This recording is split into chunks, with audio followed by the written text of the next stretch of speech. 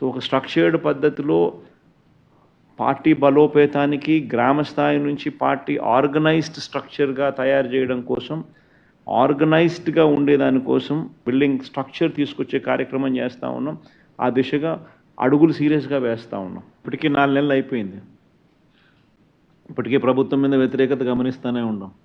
ఒక పక్క సూపర్ 6లు లేవు, ఒక పక్క సూపర్ 7లు లేవు, ఒక పక్క అబద్ధాలు అన్నది మోసం కింద కన్వర్ట్ అయిపోయింది, మోసం కింద కన్వర్ట్ అయింది, కోపం కింద కన్వర్ట్ అవుతుంది ప్రజల్లో.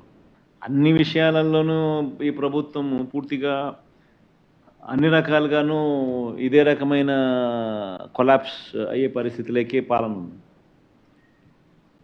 స్కూళ్ళు పోయినాయి, ఫీజు రీయింబర్స్మెంట్లు పోయినాయి, హాస్పిటళ్ళు పోయినాయి, ఆరోగ్యశ్రీలు పోయినాయి, ఆరోగ్య ఆశ్రయాలు పోయినాయి, డోర్ డెలివరీ పోయింది, జన్మభూమి కమిటీలు వచ్చినాయి.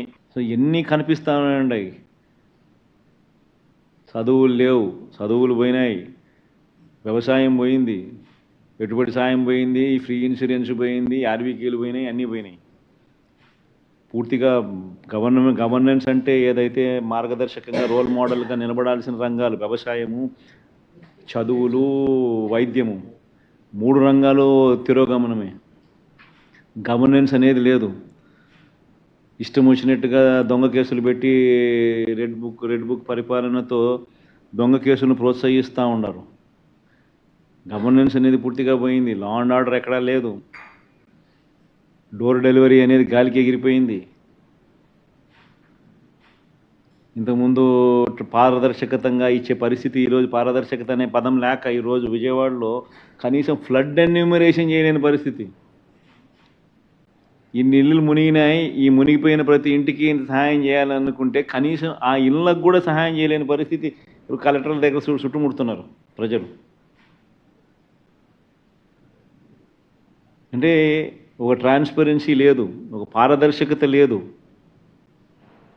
కొందరికే నచ్చినోనికే ఇవ్వాలనుకుంటే ఇస్తారు. ఇవన్నీ స్టార్ట్ అయిపోయినాయి. 4 నెలలకే ప్రభుత్వం మీద వ్యతిరేకత అన్నది తారాస్థాయికి వెళ్ళిపోయి, ఏ తారాస్థాయికి వెళ్ళిపోయిందనంటే వాళ్ళకు కూడా అది అర్థమయ్యి టాపిక్లు డైవర్ట్ చేసేందుకు కొత్త టాపిక్లు తీసుకొస్తూ ఉన్నారు. పార్టీ కోసం ఎవరైతే పనిచేసినారో, పార్టీ కోసం ఎవరైతే కష్టపడినారో, పార్టీ కోసం ఎవరైతే నష్టపోయినారో వీళ్ళే ఆ బాధ్యతల్లో ఉంటారు. సో పార్టీ అనేది మనది అనేది మనం అందరం కూడా కలిసికట్టుగా ఓనర్షిప్ తీసుకోవాలి.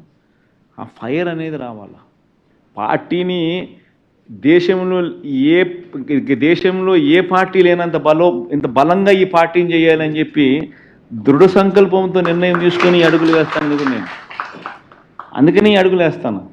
కేవలం ఎన్నికలు అయిపోయి 4 నెలలు కూడా కాల, 4 నెలలు అయింది.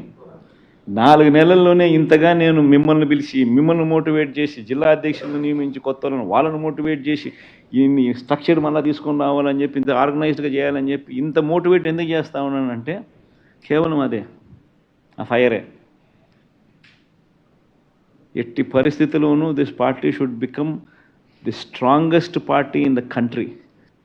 కొన్ని లక్షల మంది మనల్ని ప్రేమించిన కార్యకర్తలు, కోట్ల మంది మనకు అభిమానించే ఓటర్సు, ఇంతమంది అభిమానస్తులు మనకు ఉన్నారు. వీళ్ళందరి కోసం మనం నిలబడాల్సిన అవసరం ఉంది. వీళ్ళందరికీ మంచి చేయాలనంటే మనం ఆ సీట్లో ఉండగలిగితేనే మంచి చేయగలుగుతాం. దానికోసం అని చెప్పి మనం గట్టిగా యుద్ధం చేయాల్సి వస్తూ ఉంటుంది.